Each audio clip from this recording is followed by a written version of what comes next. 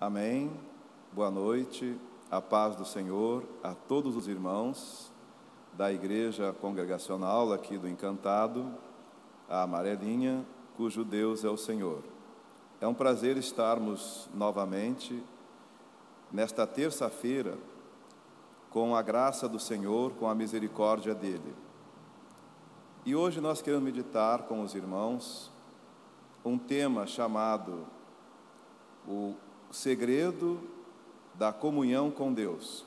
Como é que eu posso ter a comunhão com Deus e esta comunhão vai me trazer a vitória? Então vamos ler, para começar, o Salmos 27, versículo 1, que ele fala, O Senhor é a minha luz e a minha salvação. De quem terei medo? O Senhor é a fortaleza da minha vida. A quem temerei? Quando os malfeitores me sobrevêm para me destruir, meus opressores e inimigos, eles é que tropeçam e caem. Ainda que um exército se acampe contra mim, não se atemorizará o meu coração. E se estourar contra mim a guerra, ainda assim terei confiança. Uma coisa peço ao Senhor e a buscarei, que eu possa morar na casa do Senhor todos os dias da minha vida, para contemplar a beleza do Senhor e meditar no seu templo.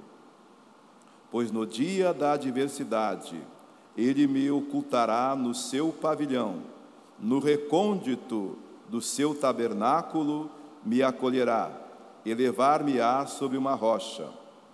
Agora será exaltada a minha cabeça, acima dos inimigos que me cercam. No seu tabernáculo oferecerei sacrifício de júbilo, cantarei e salmodiarei ao Senhor. Até aqui, a este versículo maravilhoso, que ele fala, que ele vai cantar e vai salmodiar ao Senhor, no versículo 6. Senhor nosso Deus, em nome de Jesus, nós estamos como esse homem, nesta busca desta comunhão contigo, deste relacionamento, desta intimidade, que nos vai, Senhor, conceder coisas extraordinárias. Além das bênçãos, Senhor, vai nos dar esta intimidade, esta comunhão com o Senhor. É como nós voltarmos, ó Deus, antes do pecado, quando havia a comunhão entre Deus e aquele casal. E é isto, ó Deus, que nós almejamos. É isto que este homem almeja. Ele não queria somente as bênçãos, porque ele sabia que se ele buscasse em primeiro lugar o teu reino, as demais coisas seriam acrescentadas. E assim nós oramos, pela tua misericórdia e pelo teu sacrifício que foi oferecido ali no Calvário. E ali, Senhor, tu ridicularizaste, tu expuseste ao ridículo principados e potestades e triunfaste sobre eles, e nós já te agradecemos pela unção, pelo derramar do teu Espírito, pela alegria da salvação, para que nós cantemos e jubilemos ao nosso Senhor. E assim te damos graças, em nome de Jesus. Amém e amém. Então, meus amados, neste momento, nós queremos meditar com você em rápidas palavras, uma breve meditação sobre como você conquistar isso, como é a vida cristã. Nós sabemos, nós estamos aqui em renovação, a cada dia para nós é uma novidade, a cada dia nós temos desafios, e uma coisa que é muito importante, para você ter uma vida vitoriosa com Deus, você tem que ter um relacionamento que vai te levar a uma intimidade, e esta intimidade vai te levar há uma profunda comunhão, há uma profunda experiência, não porque você alcançou uma bênção ou alcançaste bênçãos, não. Isto aí é um acrescentamento.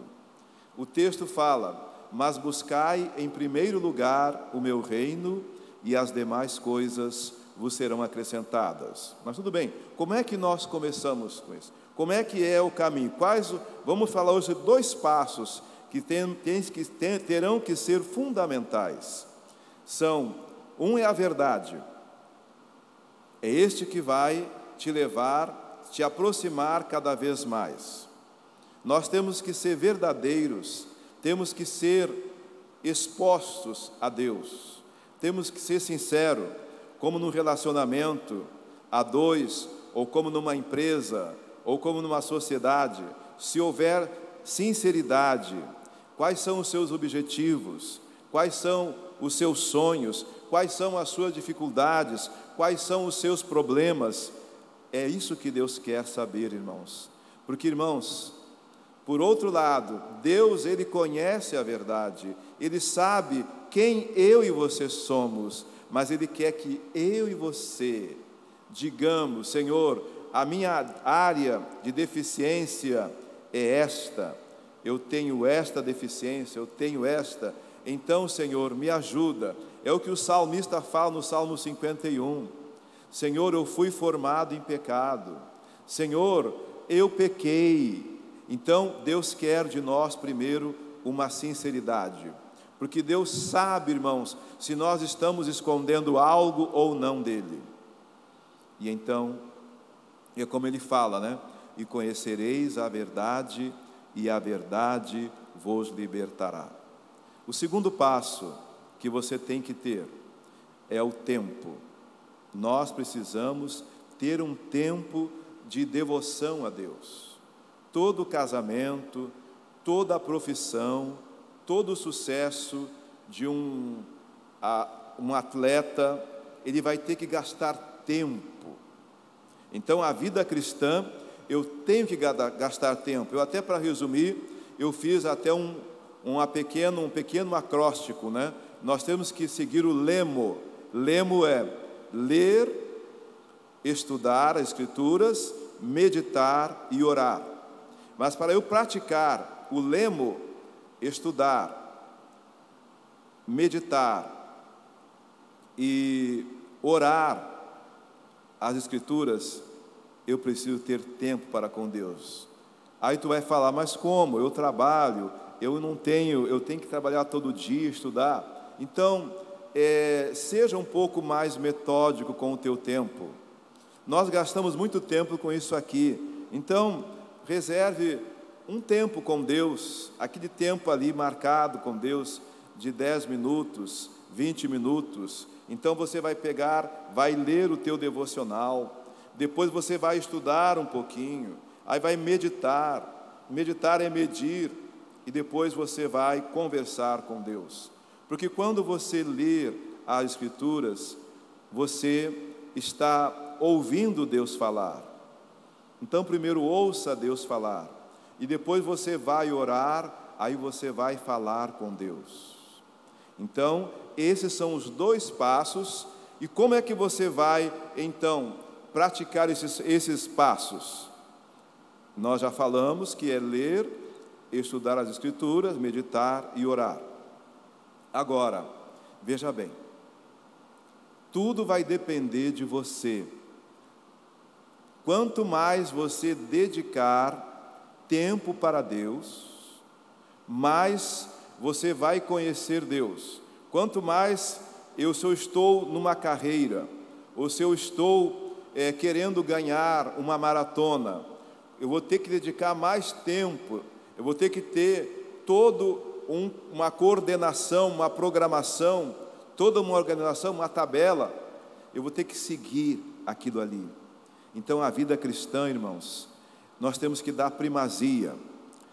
Mas ele falou: amai a Deus sobre todas as coisas. Se o teu casamento, se o teu emprego, se os teus filhos, se qualquer coisa está acima de Deus, vai dar tudo errado.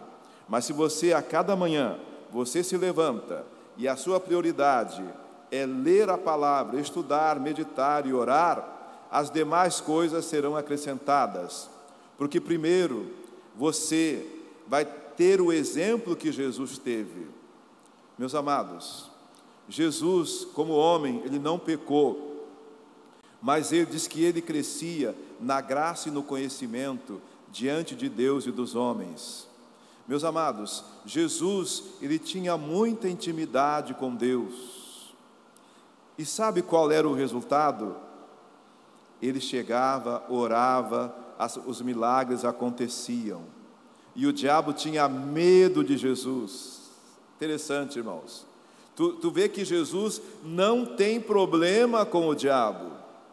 Se eu e você estamos tendo problema com o diabo, é porque, de alguma maneira, o diabo está conseguindo nos envolver mais com um tempo em que nós não estamos dedicando mais para Deus esse tempo. Estamos meio que distraídos, que é a função do diabo, é desviar-nos do foco de Deus. Então, Jesus é um exemplo clássico. E mais uma coisa eu queria comentar com você. Jesus não obriga ninguém. Ah, mas você está dizendo que agora eu tenho que separar um horário. Isso aí vai ficar a teu critério. Tu veja que dos 12 discípulos, só 3 tinham a intimidade com Deus, com Jesus.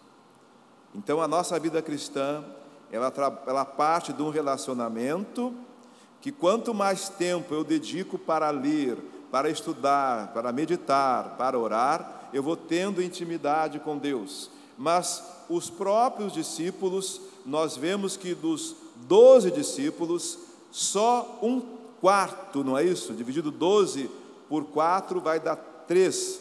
Então só 25% tinham uma certa intimidade com ele, que era Pedro, Tiago e João. E aí você começa ainda a fazer uma análise mais profunda desses 3. Teve um que gastou mais tempo com Deus, que foi o apóstolo João. Então vai depender de você. O sucesso, a conquista sua, a vida vitoriosa no seu relacionamento com Deus, na sua carreira cristã, vai depender desses detalhes. Nós temos também um grande exemplo ali na questão das mulheres. Ali em Lucas, no capítulo 10, no verso 32, temos ali as 2 irmãs, Marta e Maria. E uma reclama, e a outra diz que ela gastou mais tempo com Jesus. Então, isso vai ficar a teu critério. Deus não obriga ninguém. Deus, Ele quer que você tenha um coração totalmente despojado, que você não venha somente buscar Jesus, porque você vai atrás de uma vaga de emprego, atrás de um casamento, atrás de um carro, não. Você quer, o que ele fala aqui, o salmista fala, né? No versículo 4 do Salmo 27, uma coisa peço ao Senhor, e a buscarei, que eu possa morar na casa do Senhor. Irmãos, quando eu e você buscamos a face do Senhor, nós encontramos os braços de Deus nos acolhendo, nos protegendo. E é o que o Salmo 91 fala: 1000 cairão à tua esquerda e 10.000 à tua direita, porque aquele que habita no esconderijo do Altíssimo, à sombra do Onipotente estará. Então é esta meditação que eu deixo para você, meu amado. Então, para você ter uma carreira de sucesso, se você está triste, se você está com problemas, é porque Deus não tem sido o primeiro lugar na tua vida. Há alguma coisa na sua vida espiritual, no seu novo nascimento, que não está tendo um cuidado, um prosseguimento. Você não está se alimentando bem. E aí vem a tristeza, vem o desânimo, vem a angústia, vem tudo que não presta. Mas quando você tem essa experiência, que ele fala, o Senhor é a minha luz, e o Senhor é a minha salvação, ele está dizendo que ele está num relacionamento, e aí pode vir as maiores dificuldades, pode vir, Paulo falou que ele sabia tanto viver na escassez quanto na abundância. Paulo fala, não tendo nada e tendo tudo, enriquecendo a muitos, porque Paulo encontrou o principal, que fala de Mateus 6,33, mas buscai em primeiro lugar o reino dos céus. O meu problema é que eu quero os benefícios do reino, e eu não busco o reino, e eu só vou ser beneficiado se eu buscar o reino, as demais coisas nos serão acrescentadas. Então Deus te abençoe. Vamos orar aí, não é isto?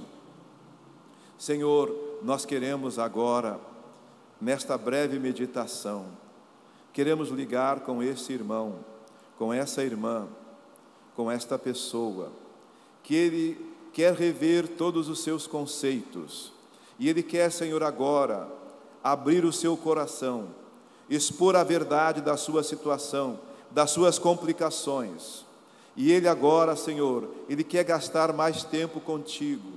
Ele agora, Senhor, entende que para, Senhor, receber, para te encontrar, para ter essa comunhão, ele vai ter que ter essa busca, ele vai ter que ter essa entrega, ele vai ter que ter essa renúncia. Mas, ó Deus, ele vai ser tão ricamente abençoado, como os discípulos que não arredaram mais os pés de Jesus, como os discípulos que depois que o mestre dele foi embora, eles continuaram, porque eles tinham uma grande alegria, eles tiveram a paz. Então, ó Deus, vem dar aos nossos corações esta experiência da graça, que nos faz ter paz, nos faz ter alegria, mesmo diante da escassez, mesmo diante de um problema difícil, mesmo diante, ó Deus, de agora está tudo fechado, mas como disse o teu servo, Senhor, mas eu sei em quem tenho crido, que é poderoso para guardar o meu tesouro até o dia final. Então, ó Deus, muito obrigado, nos asperge com o teu sangue, nos reveste da tua armadura, e assim nos fazes, Senhor, andar nesta entrega, nesta busca, nesta renúncia, através do relacionamento, através do tempo, de ler, de estudar, de meditar e orar a tua palavra. E assim nós te agradecemos, em nome de Cristo Jesus. Amém e amém, e graças a Deus. Amém? Deus te abençoe.